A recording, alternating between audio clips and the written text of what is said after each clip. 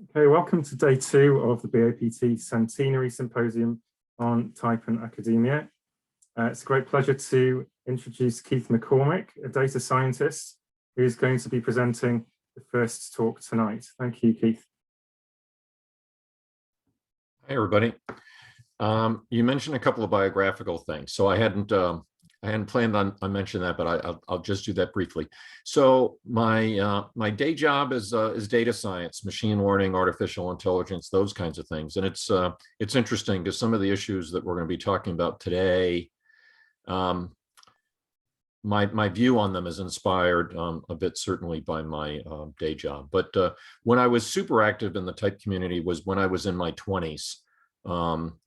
I met Mary McCauley when she was still with us and at CAPT, and was involved in some studies during that time. And then business travel really is what kept me away from the type community. So if there's a particular reason why I've been much more active in the last year, it's because of COVID.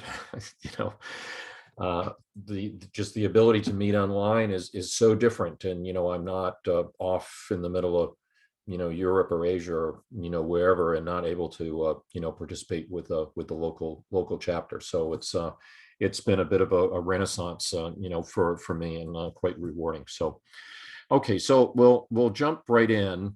I've got a number of things to cover. I also want to talk about an article that I learned about just this Sunday. So if you have an INTP in your life, those are my preferences, then if you get this really big news, not just minor little change, but something like a new book or a new article that really kind of transforms your thinking on a subject, it can sometimes make your thinking a little muddled. I'm pretty quick on my feet, so hopefully that won't happen now, but I'll be telling you about this article because it really has influenced my thinking just since Sunday. So I have Richard both to thank and to blame for the article, but it really is an important part of the discussion, I think.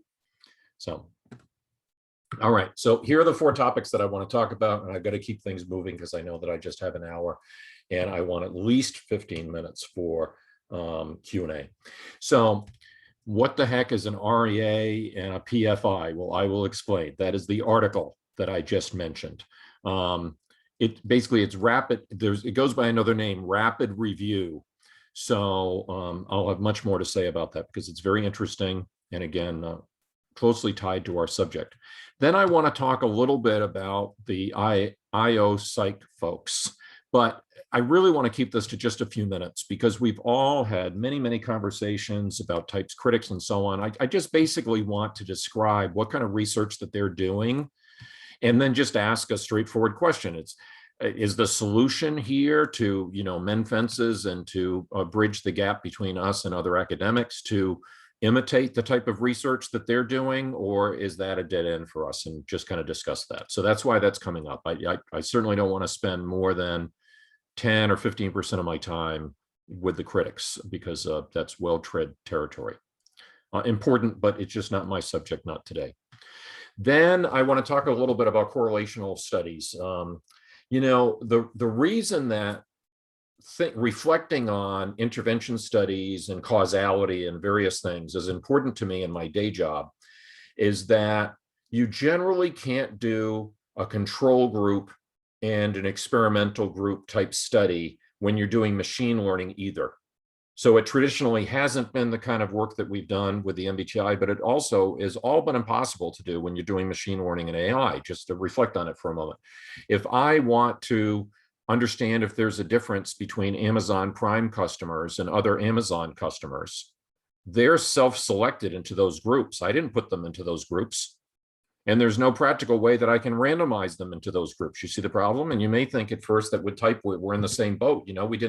We weren't randomly assigned to introvert and extrovert, right? But anyway, we'll have more to say about that because I think there are ways that we can do experimental studies.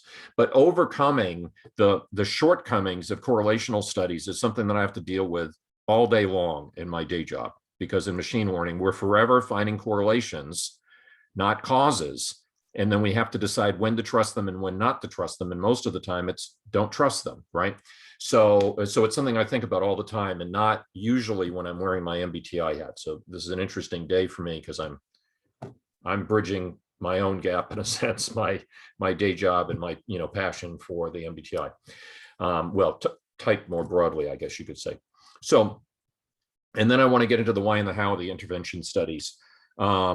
I think if I do a good job with the first three, this will somewhat fall into place. There's not a complicated tutorial that's involved here. It's really just more making the case on why it makes sense. Okay, so here's, you're going to wonder, why am I doing this? Am I trying to make everybody hungry? This is my apology in advance that I had this major influence on my thinking just 72 hours ago. So again, if you have an INTP in your life, the metaphor here is that the cookies are still in the oven. In particular, when I'm talking about this article that I discovered just 3 days ago, my thinking might be a little bit muddled, but hopefully not. But I was enough concerned about it that I thought we should share a laugh before I got further into it. Here is the article in question. Now we're looking at the raw cookie dough, okay? So this is not the article. The article is gated, unfortunately, and it's behind a firewall. And as an author, I just don't feel comfortable sharing it. So if you find a way that you don't have to pay the $15, I think that's great, but I couldn't. So I paid the $15 so that I could read it. The author of the article is Blake Jelly, as you can see here. And what you're looking at is a post on LinkedIn, which you should be able to find. And I think this gentleman is an interesting person for a couple of reasons. He clearly isn't really, an MBTI person per se, but he doesn't seem, I certainly do not get the sense from reading the LinkedIn post nor from the article that he's got the claws out for psychological type. He's just really struck by something that frankly, I've always been struck by. Right now, I'm gonna have a quote on a slide, so I don't want you having to grab your reading glasses trying to read that small font. I just wanted you to see the look of the article so that when you find it, you'll know it. So a couple of terms here. REA means rapid evidence assessment. So and by the way, I'm super curious if anybody cares to, I don't want to open it up to discussion or anything, but if you want to share visually, if you want to just give a thumbs up, if you've ever heard of REA, curious if you had. I'm actually going to increase the size of my participants window if I can get it to cooperate in order to do that. I can't see everybody at the moment, so here we go. I might be able to do this. Yeah, just give me a thumbs up if you've ever heard that acronym by any chance. Again, I can't see everybody, but I find it very interesting. Oh, fantastic. Okay, yeah, great. We got one. Yeah. Okay, so what it basically is a structured way to find out what the literature says about something. So it's not as sophisticated as a systematic assessment. It's not, it's not like a meta-analysis, but apparently people have read articles about it, and it was a new term for me. I Googled it and I thought it was fascinating. In fact, I wish there was a university course somewhere or video. There are some videos that talk a little bit about how to conduct an REA. I think it's very interesting. So another thing that's interesting, since this gentleman conducted one, was what his topic was and what he found. So again, I want to spend a couple of minutes on this. This is the material that I warned of just a couple of days ago. So he discovered that there are only about a dozen studies about personality, not about type now, about personality more broadly, only about a dozen that looked at it through the lens of a PFI, a personality feedback intervention. And again, I find this fascinating because I think that all the years that I've been doing this, even when I was like 19 and first learned about the MBTI, I always wondered why, when we got together, just us, we talked about feedback sessions and self-empowerment and all this kind of stuff. But when we got together with a mixed group and there was any psychometricians or psychologists around, it was all, and those of you that know me know that I'm quite comfortable with the psychometric stuff, but, it was all test, retest, and, alpha coefficients and, the whole 9 yards. But there's no easy way to incorporate feedback sessions into that. This potentially is a way to do that, because the notion of a personality feedback intervention is people learn about their personality in whatever form it happens to be. He included Big Five and other instruments in this. And again, he only found about a dozen across the board, all instrumentation, he only found about a dozen. And the whole notion is you learn about your personality, and that information is useful in some way. And then you measure the utility. It's so simple. You wonder why we don't talk about this all the time. Because again, when we get together, just us, like at a type conference, we're always talking about the empowerment. We're always talking about the self-knowledge that you gain. We talk informally with people in the hallways and, you know, out in the parking lot about how type has allowed us to better understand our friends or our, you know, our spouse or our coworker or whatever, you know, or it helped us decide to change majors or whatever it might be. Yet we never try to measure that kind of thing. We're always measuring it through this other lens, this more technical lens. So anyway, so I was very struck by it, and he felt like a kindred spirit as a result, even though he's not, you know, a member of the type community. So let's see here. So here is a quote from the LinkedIn article that you were just looking at, but this is the key quote that I think is really interesting. I'm going to go back to a more narrow view of all of your thumbnails. So I only get to see 3 or 4 of you now, but if I don't do that, I'm not going to be able to read the quote to you. So here goes. So he says that as a community, not just us, but also the Big Five folks, he's actually quoting Merv Emre here, who, if you're familiar with the name, she's not a fan of, you know, of type. But anyway, she's saying that when she gets together with the type community, people are always talking about individual people on journeys of self-discovery. And then Blake Jelly goes on to say, really? If that's the idea, if personal journeys of self-discovery is the whole concept, then why the heck are we never measuring it? So he finds this really interesting. So again, as an academic, I think he's brilliant here because he's finding a disconnect, something that I'm rather fond of doing, saying, wow, we're saying one thing, but we're doing something else. That kind of cognitive dissonance I'm very sensitive to. So I think he's made a brilliant claim here, right? That what we talk about isn't what we measure. And how timely, right? Because I was already halfway there saying that we have to do something that measures empowerment, not measures alpha coefficients and so on, as important as they may be. So here is more detail now from the actual article. I know that many of you will want the link. I can tell you where to find it, but you're going to, you know, it's behind a firewall. So again, I'm not going to distribute it in a, you know, in a setting like this. It may be out there, and those of you that have an institutional affiliation, I do not. I suppose I could try to ask UC Irvine if somehow I have access to stuff like that, but I already paid the $15. But I'm going to give you enough quotes that I think you'll get a feel for it. And to be honest, I think if your time is limited, and all of us have limited time, that your time is probably better off reading the 2 MBTI studies that he mentions in the article first, then perhaps look at this article, because I'm going to give you a high level of it anyway. So this is from his abstract. The present article synthesized studies on the impact of work-related personality feedback interventions.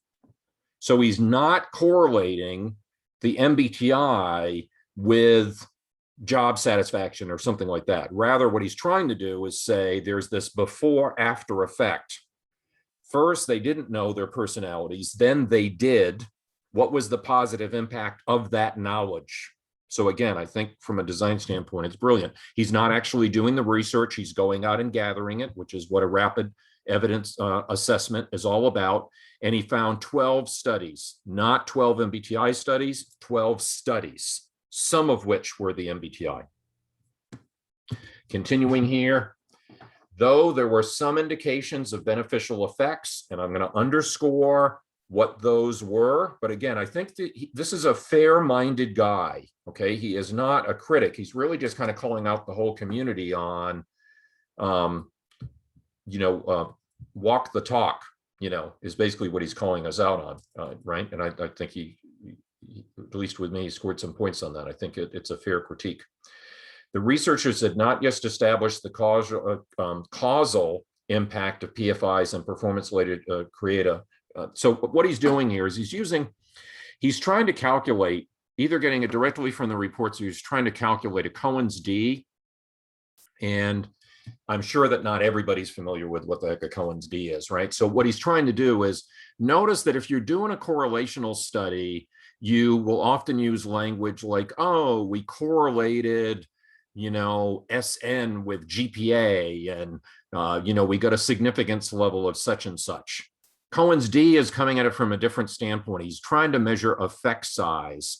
And as someone who's, a stats guy, I'm also really partial to his approach here, because statistical significance really just measures the presence or absence of something, whereas effect size is whether or not it's big enough to care, right? So for instance, if you read stuff about statins, if you've ever been approached by a physician to take statins, there's endless studies that will show the statistical significance that statins lower cholesterol. But do they lower it enough to have clinical impact? That's a second question, and arguably the more important question, if you get the difference, right? So statistical significance is whether an effect is large enough to be measured. Cohens D, I'm being pretty informal here, but Cohens D is more like, is the effect not just big enough to be seen, but is it big enough to care, right? Trying to measure the size of the impact. And what Jelly, this gentleman, is arguing is that the Cohens Ds were not so impressive, okay? But there was one research study was done by Bob McPeak. I don't know if everybody is going to recognize that name. Bob McPeak was the research director at CAPT for some time. He is, I believe, since retired. The study was done in 2013. And the Jelly REA includes the 2000 McPeak study. So I'm also going to quote from that because that's found on Milo. There's also a study that was included in the REA by Michael Segovia, a name that you might also recognize, as sometimes you'll see him doing YouTube videos and so on for CPP, well, for the Myers-Briggs company. That article was also mentioned. I haven't read that yet. Again, this is all stuff that I've added since Sunday. But let's go in and talk about the McPeak article. So here it is. It was in JPT in 2013. So even if you haven't tried to access Milo, you should. Milo is an acronym, Mary and Isabel's Library Online. It's run by CAPT. So everybody has access to these old JPT articles there. No $15 involved getting this. So again, everybody's busy. I'm going to suggest you start with this article. If you care to spend the $15, then hunt down the Jelly article, right? But this is an MBTI one that Jelly argues was pretty well done. But here's the disappointing thing. We get studies like this at best once a decade. Those of you that heard me talk earlier this year in an APT talk that I did, I talked about the 1990s research that I was a part of when I was just starting out in my career and really just, in my 20s. But that was a big, study, but it was absolutely a correlational study. So the reason I say this with a bit of sadness is that, the money for this kind of thing doesn't come around very often. So this was a substantial study. I think something like 179 educators or 100 educators, something like that. Number of students, 2,600, if memory serves. I might have a couple of more of those details on the next slide. But Jelly, I think, is very fair here. He says, hey, this is a big study, it's a bunch of teachers. But if you look carefully at the abstract, and I'm going to go to that now, okay, that it ends up only having a sample size of 35 teachers. And you go, well, why? Somebody's beeping at me and it's driving me crazy. I hope they stop. I hope it's not audible on the recording, but I'm getting pinged, text to ping. So in any case, you can see here in the abstract that it was 129 teachers. So why is Jelly saying only 35? Well, if you read this little blurb, you can see why. It's only the compliant schools that could be included. So what happened is they were given 10 hours of training. They got weekly emails with little type tips and so on, right? I mean, they put a lot of work into this. This is a big study. There was 5-6 authors. luminaries like Elizabeth Murphy are involved, right? So again, we're only going to come together to do this kind of thing at most once a decade. But studies like this are complicated, you know, and what you're doing is you're measuring. It's a hierarchical study in many ways when you think about it, because you're using data that's collected at the student level, but you're using it to evaluate the teachers. You know, the teachers take the training, the teachers change the way they teach, but the impact of that is measured at the student level. So it's a complicated study, right? So when you think about it, kind of heartbreaking that this is a once a generation opportunity. And from the standpoint of an external person who seems open-minded, I mean, this is a quote from his article.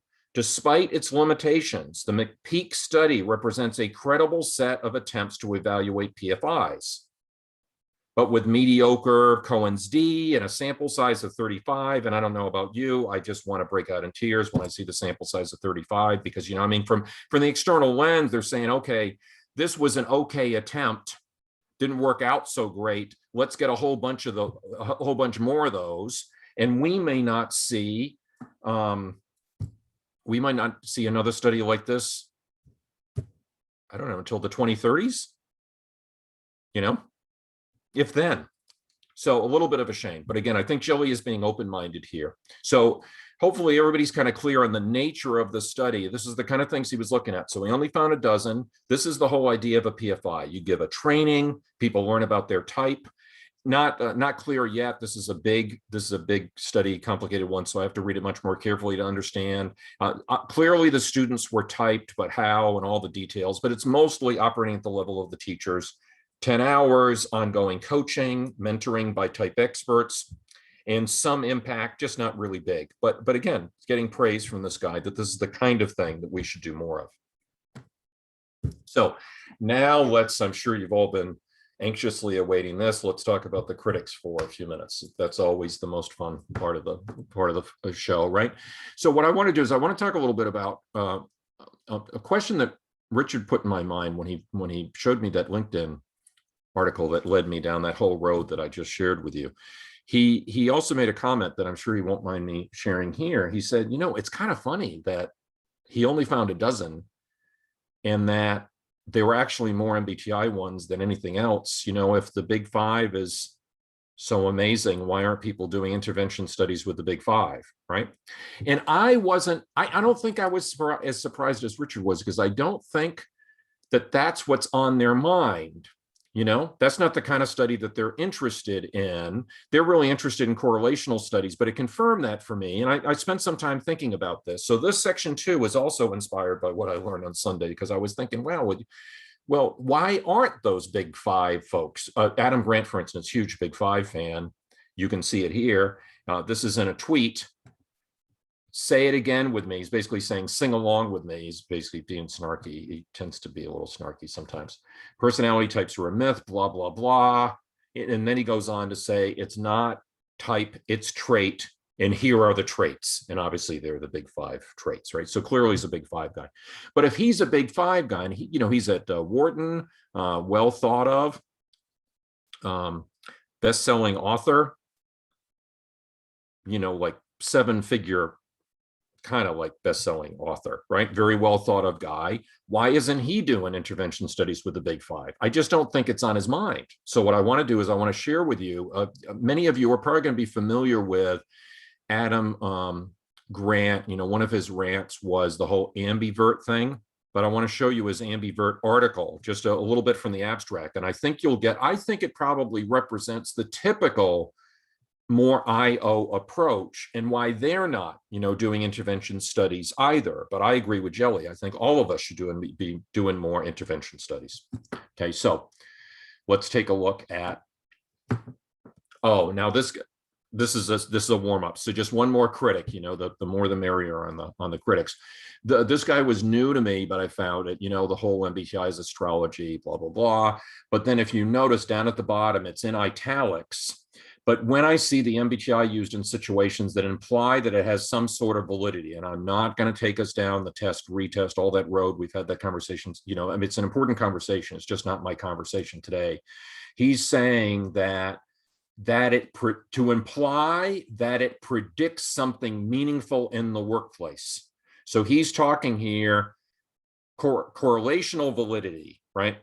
He wants to show that you have a score and you can correlate the score with something in the real world and establish a significant score of sufficient size, right? That's what he's saying. So he's saying, don't come to me talking about, the MBTI until you show that you can do that. Now, here's the problem. This has been frustrating me literally for decades, is that folks that I know of, that I admire, that know their stats, that are open-minded, that are reaching out to me with a hand of friendship, that they're trying to mentor me, or are telling me, what's wrong with the type community or what's wrong with type research. They almost always say the same thing. They go, Keith, where are the dependent variables? Where are the predictions, right? And whenever I think about that, I keep on thinking, well, what kind of study do they want to do? And I think the kind of study that they want to do is like the Ambivert study. So let's talk about the Ambivert study. And I don't know about you, but I've concluded this is not the kind of study that I would want to do, because I'm going to read a little bit from the abstract. I have a quote on the next page. Actually, I have extended quotes here. So anyway, the point is that here's the punchline, and then I'm going to actually have quotes large enough that you can see them, right? But here's the study. He did this as faculty at Wharton, published by Sage in Psychological Science. This is the kind of article, right? I mean, that's the whole point of this lecture series, is we're bridging the gap with the academics, right? So this is peer reviewed. It's, in many ways, it would be what we should be aspiring to, right? But I'm not so sure. I'm not so sure that we want to go down this road, because I don't think it's consistent with our worldview, to be honest, right? So what he's saying is, oh, you would assume that extroverts are going to be the best salespeople. I kind of already don't like it. Okay. And then he says, but that would be wrong. Ambiverts are the best salespeople, right? And when I see that, I go, really? That's what, maybe he found these correlations, right? And he got this U-shaped curve, and people would have expected to be linear. So it's U-shaped and not linear. Yay, Adam Grant, you've done this amazing thing. And, it's all over the business journals. And, there probably were between 10 and 100,000 people, I'm going to take a wild guess, that probably read not necessarily this article, but the stuff about it, right? I don't know about you, but most of my articles don't get 100,000 eyeballs, on them. So, so on that level, it's impressive, right? But again, there's kind of a worldview problem here. So I'll get back to that in a moment, but let's understand where he's coming from. So this is from the abstract that I just showed you, but large enough that you can see it with me. Despite the widespread assumption that extroverts are the most prized salespeople, is that anybody here? Is that, or most productive salespeople? Is that the assumption of anybody here? It's not my assumption, right? But anyway, that's his premise.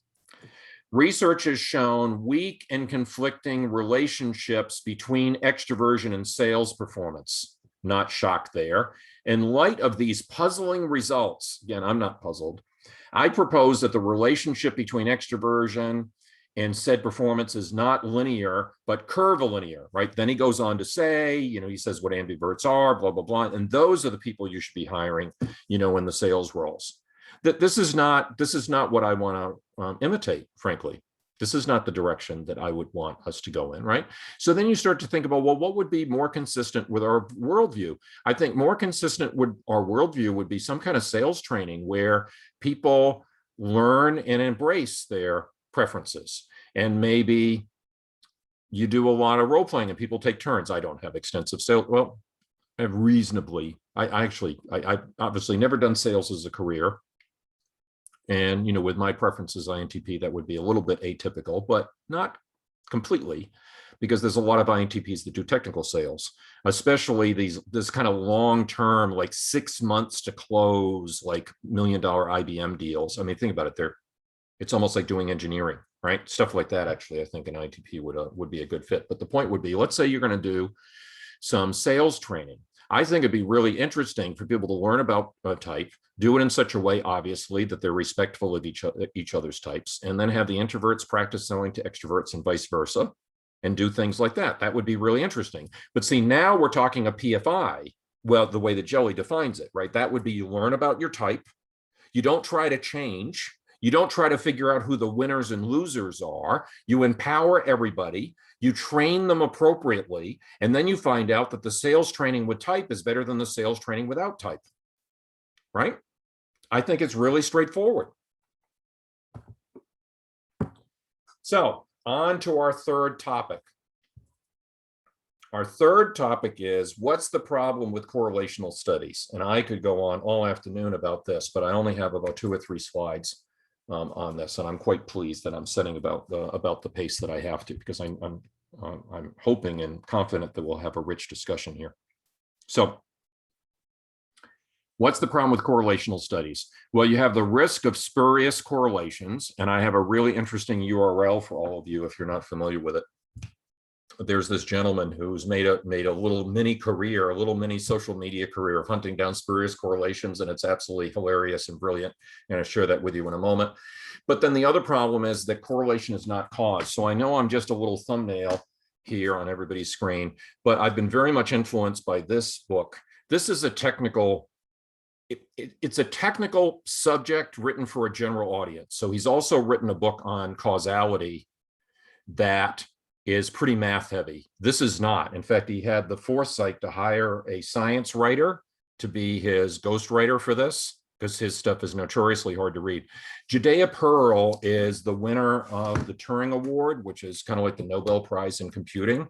So he's really approaching this from a technical standpoint. But again, there's a lot of talk in the artificial intelligence community that we're building all of these things on correlations, and we need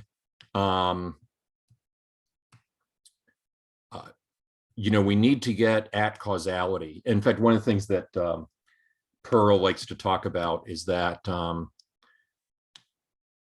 we just have not made it enough advances in computing that if we did have, something like robots, obviously we have robots now, like a Roomba, or the robots that go from one end of the Amazon, warehouse to the other, carrying things in baskets. But we don't have robots like the Jetsons and stuff like that yet. But, if we did, and they didn't understand causality, they couldn't do the most basic, things.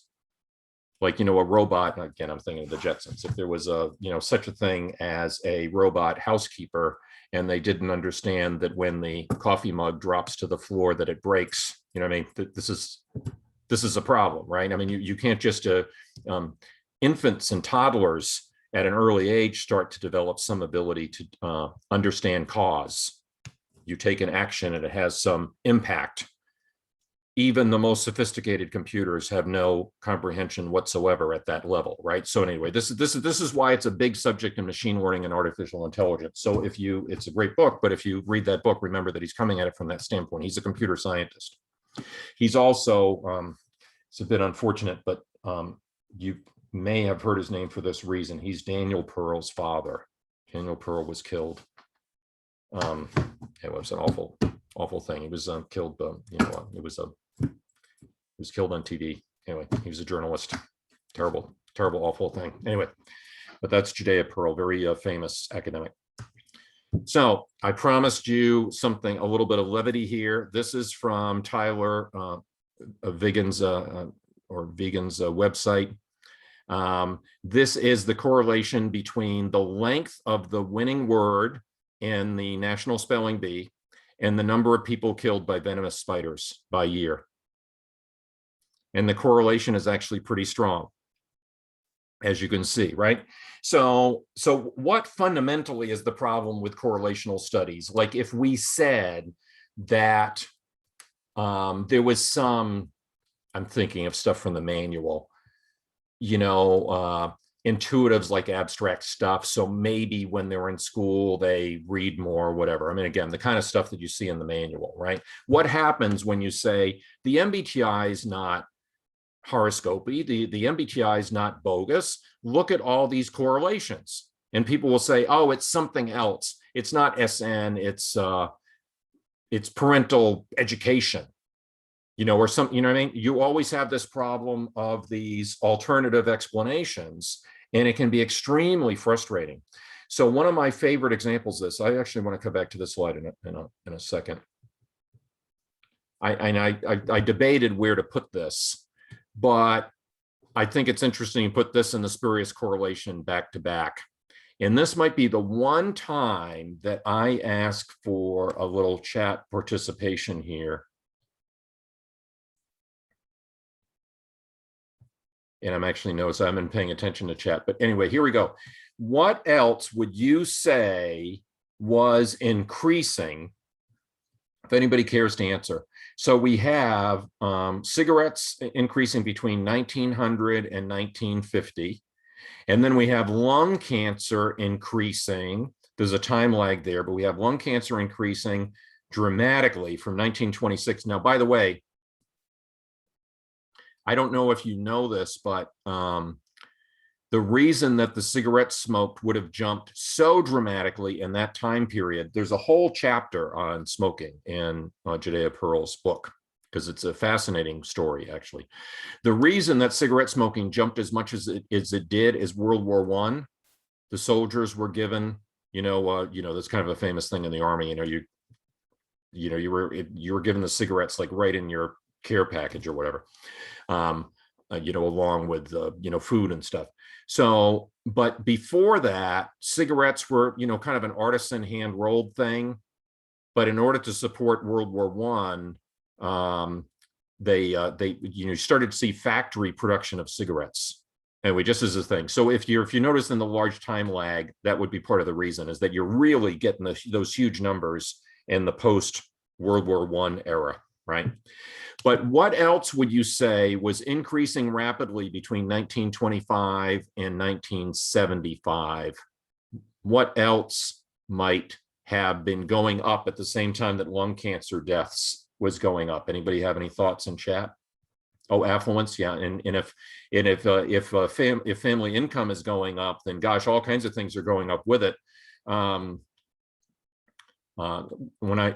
Being somebody that was born in the late 60s, I'm thinking, TV dinners, who knows, all kinds of stuff like that. Although that wouldn't have started in the 20s and 30s. One of the ones that people suggested, technological appliances in homes, absolutely, that would have been a time period. Yeah, before the 20s, you wouldn't have had refrigerators in homes. In fact, back then, people, you also had, I love that, people smoking in films, because, in like even Johnny Carson and stuff, and everybody, they were having a smoke right there on TV. And of course, advertising and happening with something. But the thing is, what about completely unrelated to smoking, or seemingly completely unrelated to smoking, right? So if you looked at these correlations, you might think, well, my gosh, Keith, it's so self-evident. Why would anybody doubt this? Well, they were also paving roads for the first time back then, that you're going from dirt roads to asphalt roads. And that was one of the commonly suggested reasons that lung cancer deaths might go up, right? People saw these correlations, but they didn't buy it. They didn't believe it because there were so many alternative explanations. And I don't know if everybody recognizes the name, but Fisher, R.A. Fisher, is the famous statistician who invented much of what we do in stats. And he was a pipe smoker, and he was also a skeptic. This is one of the reasons that I've read 2 or 3 chapter-length treatments of this subject, because it's so fascinating. And Fisher was a complete skeptic that cigarettes were causing lung cancer. And one of the things that he suggested is that the causality might be going in the opposite direction, that cancer might be causing cigarette consumption, not the other way. Anybody have the remotest idea what on earth he could be saying? This is I'm not making this up. He really said this. So this is Fisher, the guy who invented ANOVA, invented analysis of variance, and actually publicly claimed that maybe that this was all spurious, that there was no proof, that maybe cancer was causing cigarette consumption. He thought the cancer could be creating a craving. Yeah, there we go. So cancer gives you a sore throat. Yep, there we go. He thought that it was creating a craving. Isn't that something? So here's the problem, right? With these correlational studies, no wonder we've been banging our heads against the wall for 70 years, right? It's not, yeah, it's because some people are skeptical about the MBTI, and it's, it's taken on this pop psychology persona, and, we know all the reasons, right? But there's also this technical reason that people just aren't persuaded by, correlational studies. I think one of the studies that really turned things around was when, what was the name of the guy? It was the Surgeon General that had a gray beard. He was one of the more famous ones. He served for many years, but oh gosh, why can't I think of this? I think he would have been Surgeon General in the 80s. Koop. Yes, thank you. Thank you, David. It was Koop. He did a study that was more an experimental study where he looked at airflow in planes. And he got the airlines to agree to do it because nobody wanted to do it, because there was also this belief that smoke, from one passenger wasn't making it to another passenger, and that secondhand smoke was like a myth, right?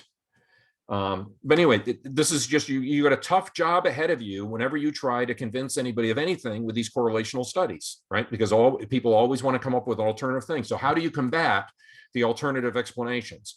You have to have a gazillion control variables, and that causes all kinds of mathematical and statistical problems, right? So how do you make this go away? You really can only make it go away with randomization.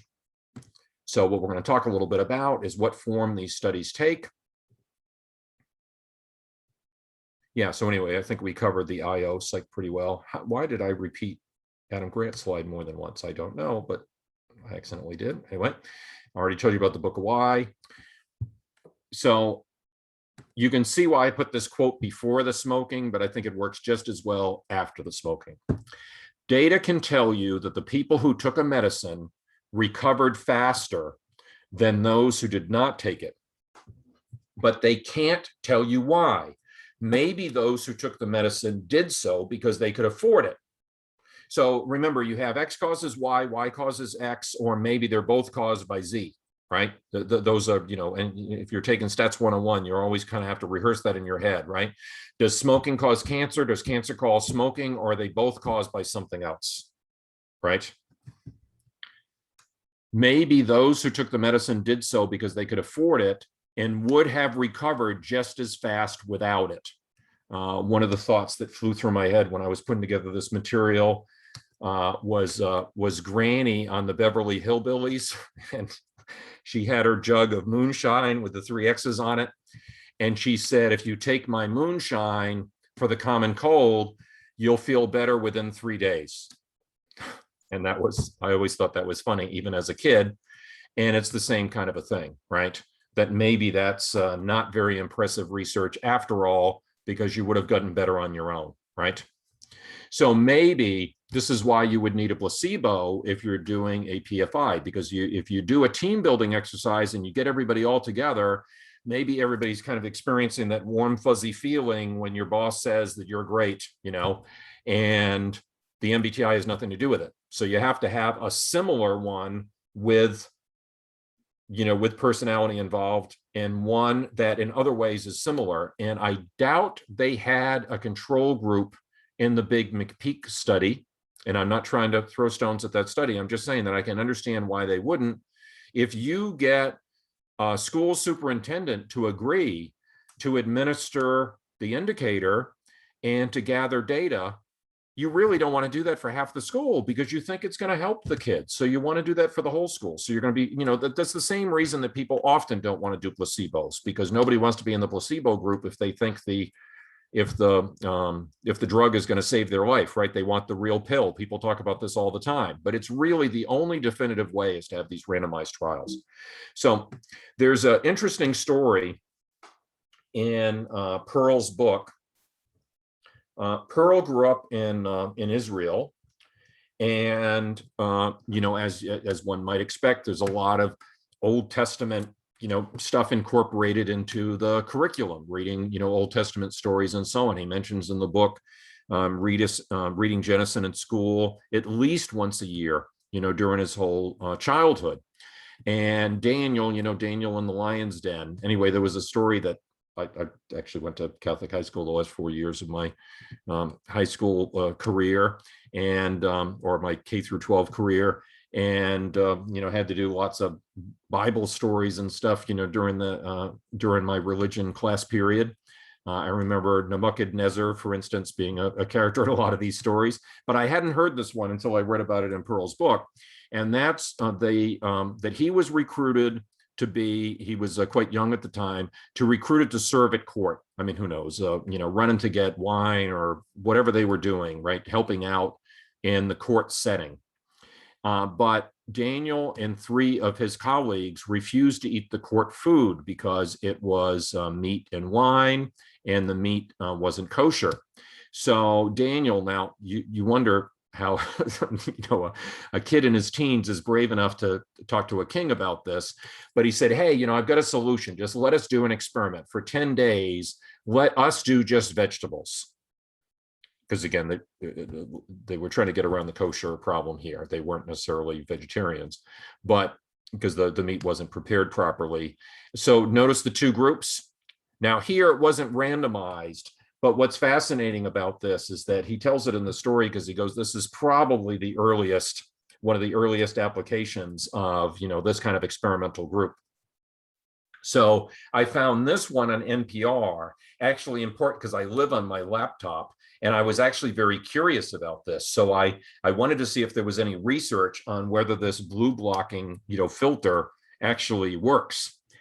And I'm just going to read a little quote from this, but it's only 3 minutes. If I wasn't unsure about copyright things, about a blip from NPR being played in real time on something that will end up on YouTube, I probably would have played the 3 minutes for us, or parts of it anyway.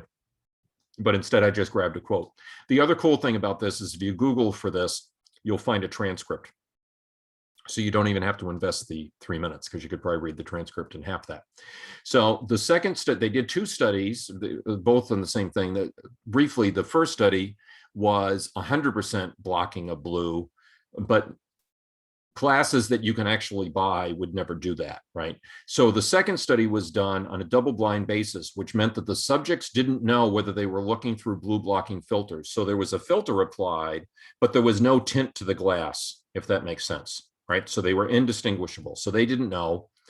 And then because it was a clear lens, the experimenter didn't know either.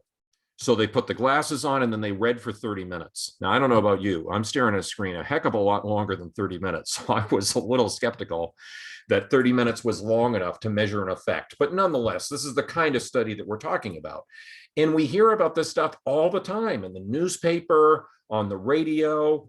And I just don't see why we can't do more of this, except that research in general is hard to come by and is expensive. So that's certainly a reason why we don't, as a community, do more research in general. But if we are going to do research, why not embrace this approach? Because it's been incredibly rare. I think the Milo database has, thousands of citations. This guy, Jelly, only found 12 total, and that includes not just, the number in Milo is probably like 4. So is that really an accurate number? What if it was 10 times that? What if it was 40 out of thousands had been intervention studies? I think we can all agree there's not enough in this approach, especially given its advantages. And the other thing is there's no need to use statistics as an excuse. Are these projects difficult to put on logistically? Yes, but they're certainly easier to do statistically than psychometric studies. Psychometric studies, you really kind of have to study up a little bit. It's not that hard really, but in comparison, we're talking about a t-test, folks. This is really pretty straightforward. So if and you have to take if it was double blind, you don't have to worry about inter-rater effects and, some of that complicated stuff. So I could envision the blue blocker study being done as a simple independent samples t-test.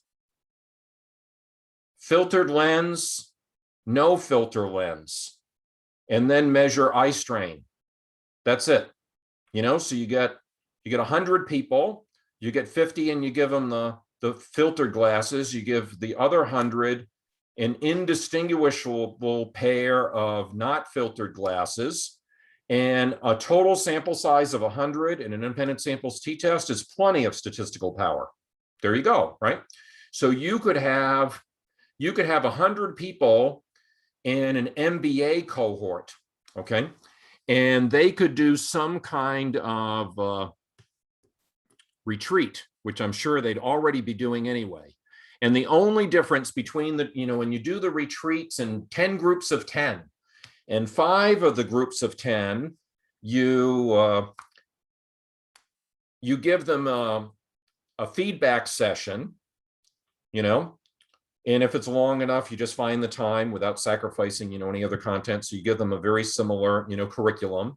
And then you, again, design some intervention around the fact that 50 of them know their type and the other 50 don't, right? You make no mention of this, ideally, right? They just go to their sessions, they meet their facilitator hands them an agenda, right? So you try to make it as close to the blue blocker thing as I'm saying, is what I'm trying to say here, so that for the most part, their team building exercise is largely indistinguishable. And you don't tell them in advance. Now, is it going to be double blind? No, because there's no way that I can think of that the facilitator doesn't know. And you've got MBA programs where they're meeting, off in remote places, and they're, in some rural setting or whatever. So you could absolutely do it in such a way that there was a, all-day workshop or something like that, or multi-day even, where they didn't know whether they were in the control group or the placebo group. Right. So in other words, that's the kind of study that I'm talking about. It involves people, so it's going to be more complicated logistically, but it would be similar in many, many ways to the blue blocker study. So I've come up with 4 ideas kind of to get the conversation going. You could certainly do that with career counseling. Maybe all graduating seniors go to the counseling center for a 90-minute one-on-one session. So maybe 100 of them have a one-on-one session where type is part of the session, is incorporated as part of the session. Maybe in addition to again, you have to try to make it equivalent, so it gets a little tricky. But maybe you have 90 minutes with a counselor, and the ones that have the MBTI involved have to take the indicator and get a feedback session. So then, how do you spend that extra hour and a half with the other group?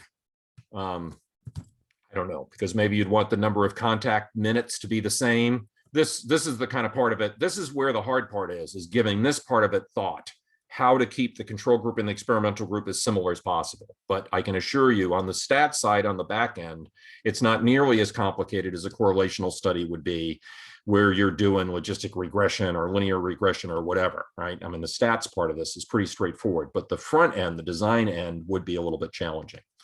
A certain fraction of freshmen come in as undecided. Most universities have some process to help them choose a major, right? So this is, again, where when this is done, it's probably usually done with 100% of the undecided freshmen. But when it's being done the first time, consider having that placebo group. It's going to be much, much more convincing that way. I already mentioned the team building. Also onboarding. I'm in a half-time role supporting a company here in Durham, North Carolina that I've taken on recently because I learned about the company and I just think they're fantastic. So having been independent most of my career, when I've gone through onboarding, it's usually because I'm on a long-term consulting gig and they give me a badge and I have to do like the safety briefing or the IT security briefing. But this was a proper onboarding with a cohort, meeting my future colleagues and everything, and it was absolutely fantastic. And they use kind of a MBTI, similar to MBTI thing. It's actually something that's popular in the UK, apparently called the 5 Voices. Give me a thumbs up if anybody's ever heard of it. I had never heard of it until this last fall when I went through the onboarding and took an instrument that was called the 5 Voices. What it is, they divide the 16 types into 5. And if that's a little bit of a head scratcher for you, it was for me as well. How do you take the 16 types and divide into 5? But that's what they do. But it's a real thing. If you Google it, you'd be able to find the website and so on. I think the notion was that if you're going to do workshops or whatever, that 16 is too many. I've never understood that critique, but that, that people will say that. So when I went through onboarding, I found the fact that my colleagues had gone through this 5 voices thing, even though I would have thought all 16 types would have been, even better. I found that was really useful, so do the onboarding with it and without it and compare. And here would be the advantages in my view. And this is my last slide, and then we'll transition to Q&A. Less stress about instrumentation. Let's face it, there's a lot of folks in APTI that don't use the MBTI exclusively. And there's even, a vocal contingent. I don't want to make it sound confrontational. It's not my intent. I think that was poor choice of words. I didn't mean to imply that at all. But there's also a group that says, why are we using an indicator at all? The feedback session is so important. Let's just go right to the feedback session, right? Which would be something that you hear folks talk about. The point is, I don't think you have to change your approach or change your style just because you're doing an experiment. You should do it exactly the way you would normally do it with students or clients or colleagues, right? So less stress about instrumentation, right? Certainly if the MBTI is your instrument, that's what you should use. But if it's not, you can see, it doesn't cause problems here because it doesn't matter. What you're doing is you're measuring the impact of the whole thing, right? Not just the taking of the instrument, but the feedback session that goes with it is all being measured. It's really the whole instrument-human collaboration that's being measured. It also gives us a little bit of a respite from the endless talk of reliability and validity. Important topics. It's just that we've been trying to go that road, and our critics don't seem to care, frankly, right? They're just not persuaded by that.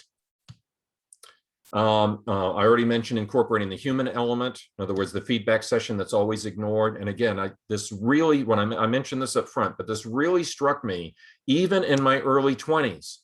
We're always talking about how important the feedback session is, but there's nothing in the manual about the feedback session.